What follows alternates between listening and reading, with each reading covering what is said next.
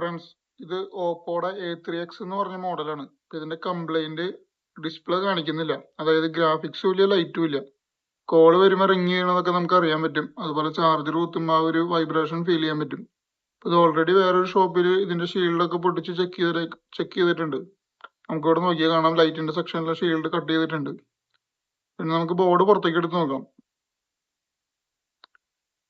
ഇപ്പൊ ബോർഡിൽ back side നോക്കുകയാണെങ്കിൽ CPU-ന്റെ ഭാഗത്തോടെ ഷീൽഡും കട്ട് ചെയ്ത് അവർ ചെക്ക് ചെയ്ത് നോക്കിയിട്ടുണ്ട്.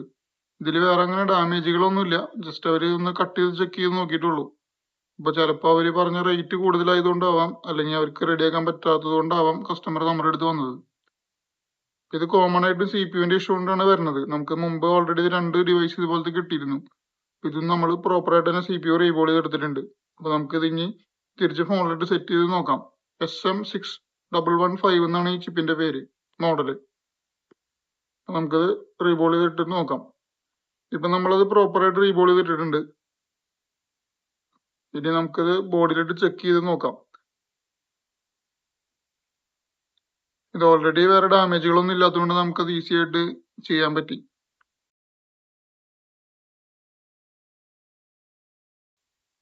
കണക്ടറൊക്കെ സെറ്റ് ചെയ്തിട്ട് ജസ്റ്റ് ഒന്ന് ബൂട്ട് ചെയ്ത് നോക്കാം. ചാർജ് ഉണ്ടോ എന്നുള്ളത് നമുക്ക് ചെക്ക് ചെയ്യേണ്ടതാണ്. എന്തായാലും ഓണാക്കി നോക്കാം.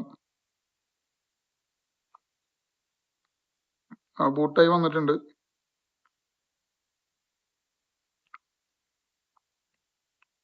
ഇത് ഞാൻ കുറച്ച് സ്പീഡിൽ കാണിക്കാം, ചിലപ്പോൾ ബൂട്ടാവാൻ കുറച്ച് ടൈം എടുക്കും.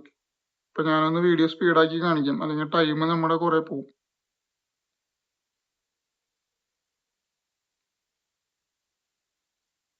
ഇപ്പൊ ഇത് ഫുള്ളായിട്ട് ഓൺ ആയിട്ടുണ്ട്.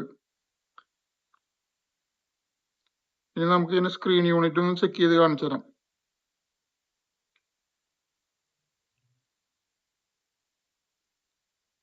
*899# manual test, screen unit test.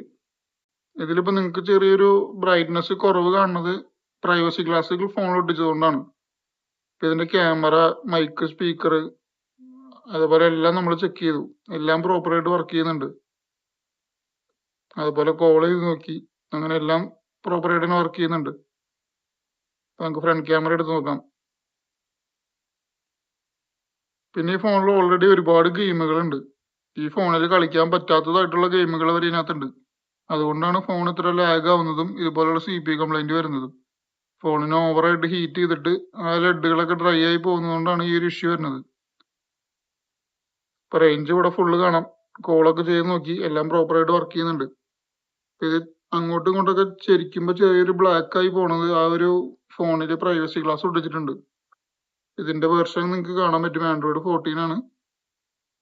അതുപോലെ ഡിസ്പ്ലേ ബ്രൈറ്റ്നസ് ഞാൻ കാണിച്ചു തരാം. ബ്രൈറ്റ്നസ് ശരിക്കും ഗ്ലാസ് ഇല്ലാന്നുണ്ടെങ്കിൽ നല്ല ബ്രൈറ്റ്നസ് പുറത്തേക്ക് വരും. ഇതേപോലത്തെ കംപ്ലൈന്റുകളൊക്കെ നിങ്ങളുടെ ഫോണിൽ ഉണ്ടെങ്കിൽ നമ്മളെ കോൺടാക്ട് ചെയ്താൽ മതി. നമ്മൾ മാക്സിമം നേരത്തെ തന്നെ, അധികം ടൈം കളയാതെ തന്നെ റിപ്പയർ ചെയ്ത് തരുന്നതാണ്. അപ്പോൾ താങ്ക്സ് ഫോർ വാച്ചിങ്.